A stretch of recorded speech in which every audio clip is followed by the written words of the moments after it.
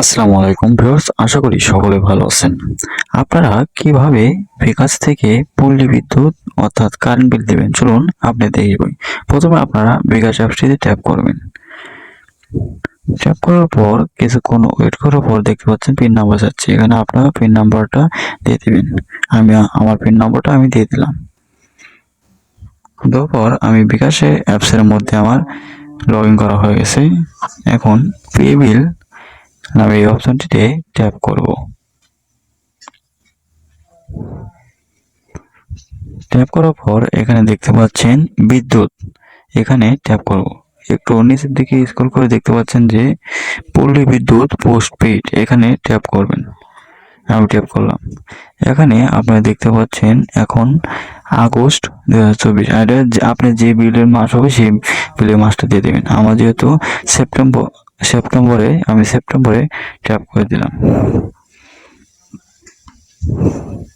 Tap করার পর দেখতে পাচ্ছেন SMS অ্যাকাউন্ট নাম্বার দিন। এখানে আপনার SMS অ্যাকাউন্ট নাম্বার অথবা হিসাব নাম্বার এখানে দিয়ে দিবেন। আমি আমার হিসাব নম্বরটা আমি দিয়ে দিচ্ছি, আপনারা দিয়ে দিবেন। হ্যাঁ, দেওয়া হয়ে গেছে। এখন দেখতে পাচ্ছেন পে বিল করতে এগিয়ে এখানে ট্যাপ করবেন। ট্যাপ করার পর আপনি বিদ্যুৎ বিল কত এসেছে সেটা আপনি দেখতে পারবেন।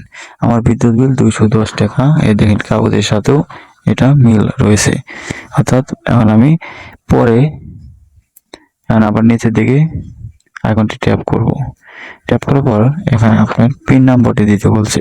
আপনি মাসে সর্বোচ্চ 3টি বিল ফ্রি দিতে পারবেন। এখানে সেজন্য চার্জে আমাকে 0 টাকা যাচ্ছে।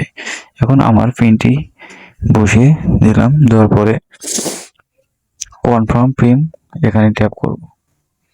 ট্যাপ করার পর এখানে আমি কিছুক্ষণ চেপে ধরে থাকবো। চেপে ধরে থাকলে পে বিলটি সম্পূর্ণ হয়ে যাবে। এখানেও আপনি SMS-টি অ্যাকাউন্টটি নাম্বারটি দেখতে পারবেন। ভুল হওয়ার কোনো সম্ভাবনা নাই অ্যাপসে।